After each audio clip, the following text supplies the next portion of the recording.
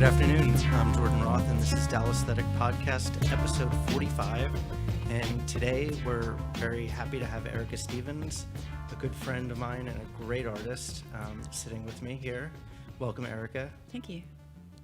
So, Erica has a show on view right now called Paintings for a Lost Lover at Row 2 Art in the Cedars.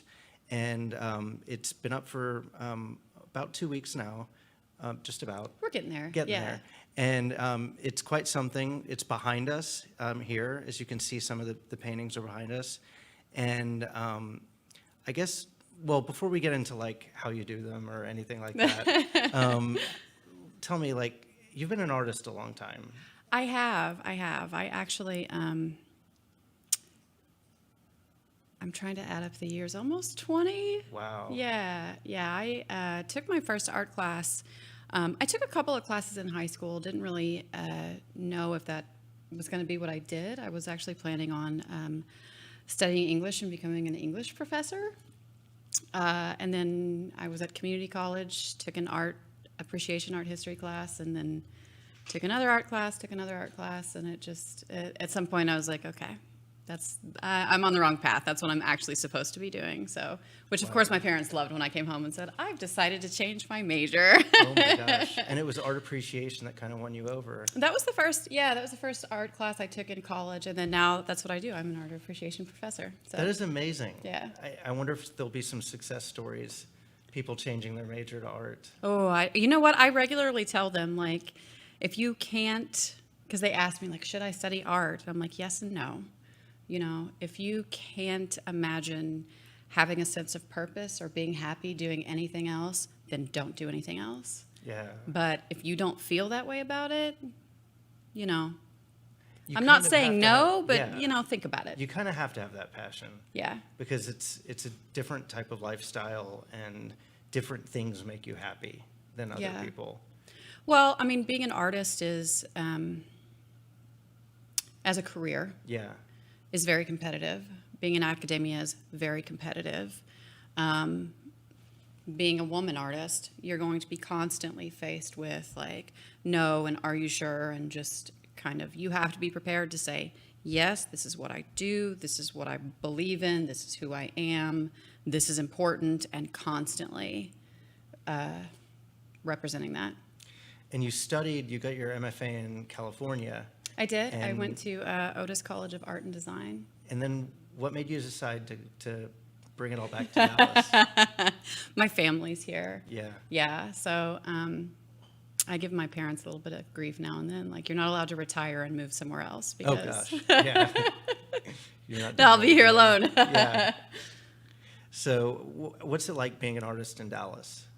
I really like Dallas. It's funny you asked me that. We had, there was an event at the gallery yesterday, the happy hour that we did with CAD. And I was talking to a couple of arts writers here in Dallas, and we were kind of going over like the pros and cons of Dallas. And, you know, it's a little frustrating sometimes that we don't feel like we have the same support from some of the institutions here, the city institutions, even the larger community of Dallas. Sometimes I think they don't realize that there's an amazing art community here. And like, by the way, you don't have to go to big cities elsewhere. You can, but it's here as well. But then on the plus side, you know, I've lived in LA. I did New York for a little while, and Dallas is my favorite in terms of the community of artists working together. It's incredibly supportive here, the network of artists and galleries and writers, like, you know, the fact that I'm talking to art writers about art, and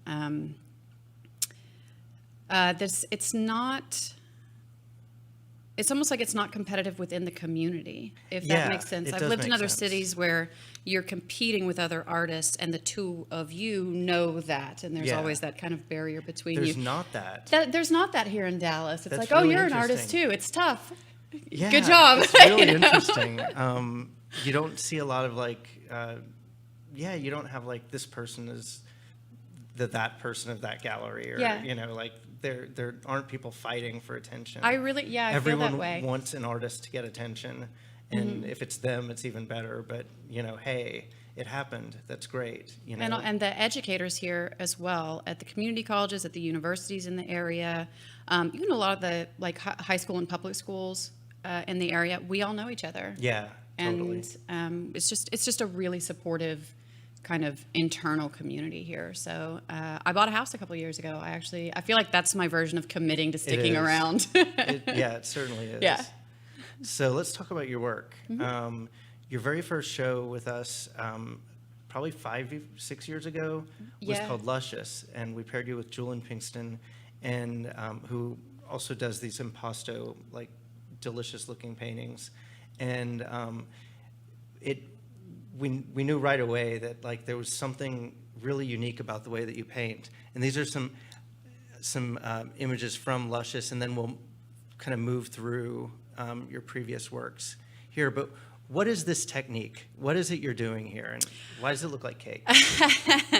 So when I did this show, it kind of got this nickname of being the frosted florals. Yeah.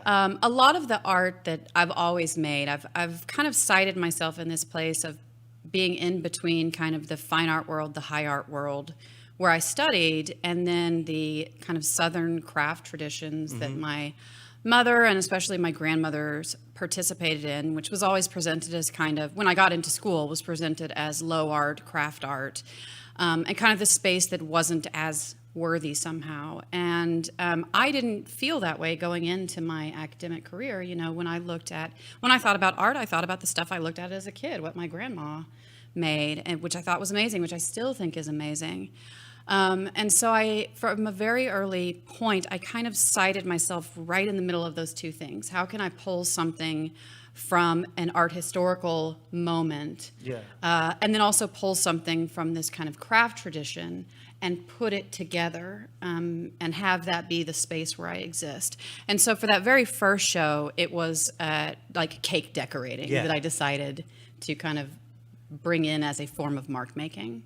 And you continued using like the same type of application with additional like other themes. Like the later works that we saw in that clip were from the show about the Renoir.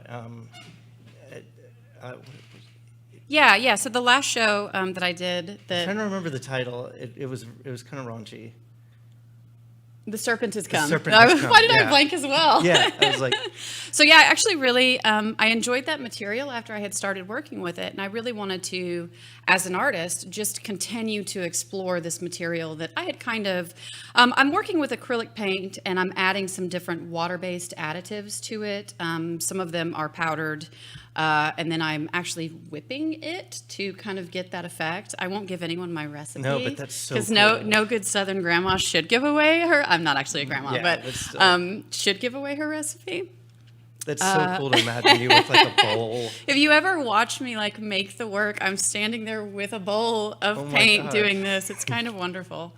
But I really enjoyed it and thought like I should just explore this as a material, kind of, because in the history of high art and fine art, that's just a thing that happens. Exactly. Some people put it on with a palette knife. Some people like use a squeegee. Yeah. You know, some people use their hands, I guess. I mean, it's just the way you do it. So, and every show has been a little bit different from there, and it's been kind of fun because the last piece I make in any one show kind of is the starting point in terms of application for the next show, and then I'm exploring an idea inside of that one. And then I also line it up with this other conceptual idea. So then the Renoir show, The Serpent Has Come, the idea was that Renoir, as the painter of women, which, like, why did we get stuck with him, you know? I was going to take small areas from his pieces, really zoom in on them, make these abstract paintings that then were titled after something in the painting. Mm-hmm. And when you got it all together in the room, it turned into a big dirty joke. So there was one called Pearl Necklace, and there was one called The Cock, and there just was... Individually, you don't realize what I'm doing, but then in the moment, as the show, if you show up to it... When it came together, it was so brilliant. I like the idea of a show also existing as this... When it's all together that one time, there's something about the experience that's not ever going to be recreated again. I really like doing that inside of my work. So let's talk about your most current series. Yeah. So it's, Where to start? gosh, yeah, where do we start? So I will say I came out of the last show, the Renoir show, The Serpent Has Come, with that sense that often happens where you're like, oh, what do I do now? And it was actually a really kind of personally difficult time in my life. I was dealing with coming up against the end of my 30s, and I'd had some biopsies come back bad with my doctor, and there was just this discussion about, in the next few years, one of these is going to come back, and there's just going to be a line where it's time to have surgery, and your fertility will be gone, and, we'll be talking about a scary word that we don't want to talk about, and it was just a really personally difficult time. And I was like, also trying to figure out, like, what do I make art about? And I had this moment where I just was like, well, I'm going to make art about my life. I'm just going to do that, even though, like, women aren't supposed to do that, Right. In the history of making art, like, men can be emotional and be congratulated for it, but women can't be emotional.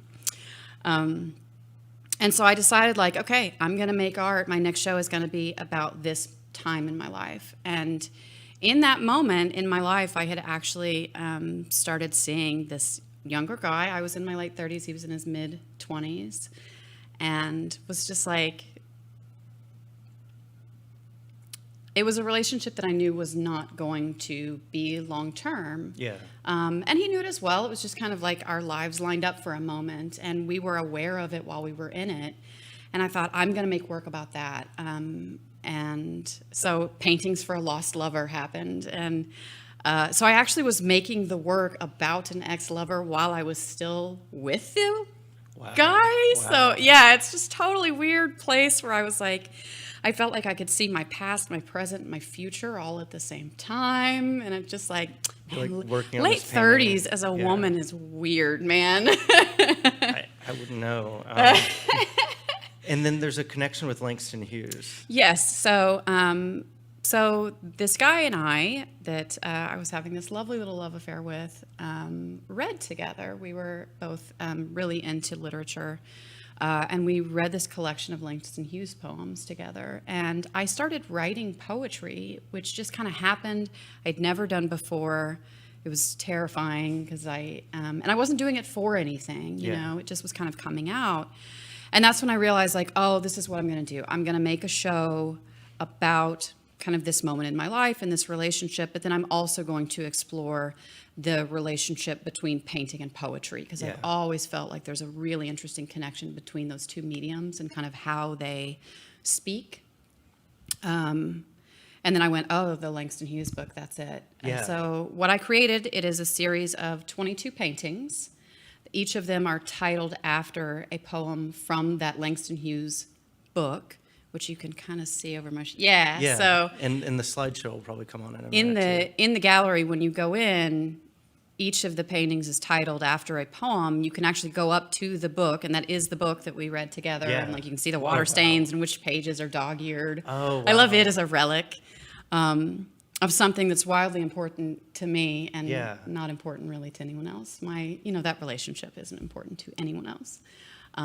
More important now than it probably was before. Yeah. The show.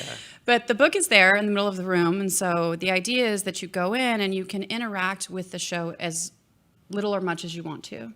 You can just view the paintings as paintings, but you can also get in there and actually interact with that book and read the poems and kind of enter into that very intimate space of my love life, because the poems are not random. They actually tell the story of the relationship. They are chosen to tell the story of the relationship. And when you start to get into it, there are things you realize about. They're just, they're little hidden keys. Yeah, I get that. And you feel like you've really been let into something that you're not supposed to be a part of. And I love the idea of the show functioning the way a book does, where you read chapter to chapter and it builds on each other. So depending on, it's almost like a choose your own venture. Depending on which painting you walk up to and which poems you read, it starts to build a greater narrative. Yeah. And that idea of I love a show functioning in a way that when it's over, it can't ever happen again. Right. So that's really what I built into this one, was that interactivity. That interactivity is brilliant, and I find more than half of the people are engaging with the book, and they're finding their paintings and then finding the poem, and it is that makes it a choose your own adventure. But then as you continue to do that, you're like, oh, did they have a conversation about this? Like, Right. You know, and Why this poem? it becomes really intimate and a little uncomfortable at times, but Yeah. that's okay. And when I started this show too, I had this kind of overwhelming, like, oh gosh, here's this giant thing I want to do, try to represent all of this emotional experience in the work while still having, this kind of conceptual structure to it. And I'm talking about the relationship between painting and poetry. How do I do all of that at once? And I found that a lot of it is just like I need to set up conditions for it to happen without me. Yeah. And I've loved kind of being a fly on the wall and watching people interact with the book and, go to another painting and go back and look and then pull someone and say, like, read this one and go over there. It's great to see. It's lovely. Yeah. And then there's another book. So yes. So, and because this was all text-based too, and you can see in the work, they're really very, very active paintings. Yeah. So when I created this kind of extra media for it, I was really wanting to be heavy on text and, again, the relationship between painting and literature, but specifically poetry. So the first thing I did is I created I asked us to do it on the postcard for the show. Yeah. There was specific text that goes with the show that says, at the age of 39, during the course of a lingering romance, the artist created a series of paintings inspired by and named for a collection of poetry that she and her lover read together. The artist neither regrets beginning nor ending the affair. And I love the idea of like agency as a woman, like I don't regret starting or finishing this. Yeah. And also the idea of the affair. Number one, the romance of that word. Yeah, and lover. Yes, and lover. But also like I love the idea that the words and the paintings can be allegorical. So the affair can be the actual love affair, but also the show. Yeah. The affair is the show, and deciding to make this really emotional work and put it out into the world. That I don't regret that either. That is poetic. Yeah. It is. And so that leads us to Poems for a Lost Yes. Lover. So I actually, so excited about the this. poems that I wrote, I decided that kind of the closing gesture for this whole show here is that I would publish my poems as I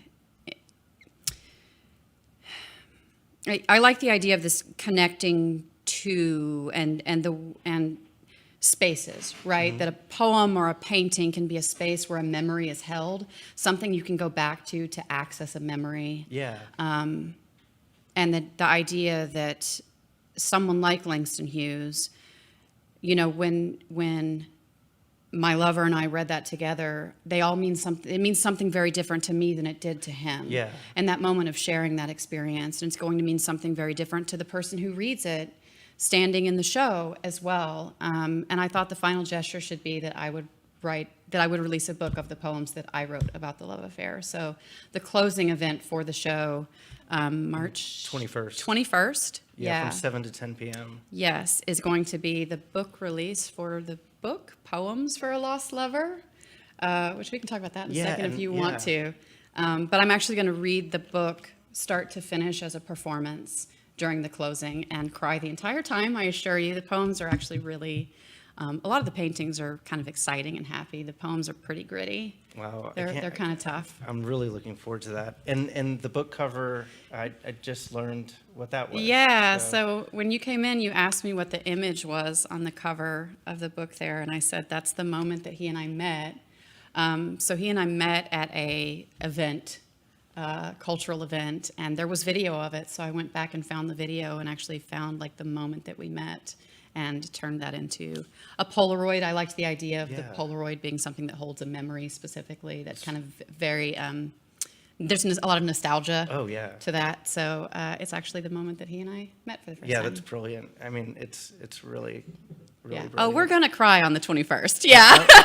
It doesn't take much for me, to be honest. Same. So, well, that's about all we have for today. But I encourage everybody to come see this show at least once. Do we have time for me to read? Oh, do we? Yeah. One, yeah. One. Yeah. Okay. So this one is called, I'm going to do two, but they're super short. Okay, you can do two. So this one is called, I'm going to do glory and guts. So Okay. we're going to do glory to start and guts to end. So glory. I have no business gallivanting around with a boy like you, but when I tried to ward you off by telling you that underneath my skirt are thighs like oak trees and the ass of a water buffalo, you told me, indeed, God is glorious and nature's wonders are magnificent to behold. And then the last one is guts. How to explain that the woman you remember doesn't exist anymore, that she has become other, emptied inside, scraped out like vanilla, now just a husk of someone we both miss. So we're going to journey through that together on the 21st. Wow. We're going to get from there to there.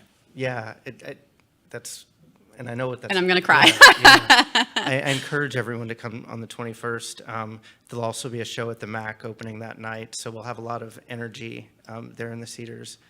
I can't wait till that third aspect of your poetry enters into the I'm really picture. excited. This has I'm been, really excited about it. like, I'm excited for what comes next for Yeah, me as yeah. well. This has been really just a very special, difficult, but really special couple of years. So Well, congratulations for getting this far. thank you. Well, that's it for today. This has been DALLÄSTHETIC, and I look forward to seeing people at the show and to our next episode. So, thank you.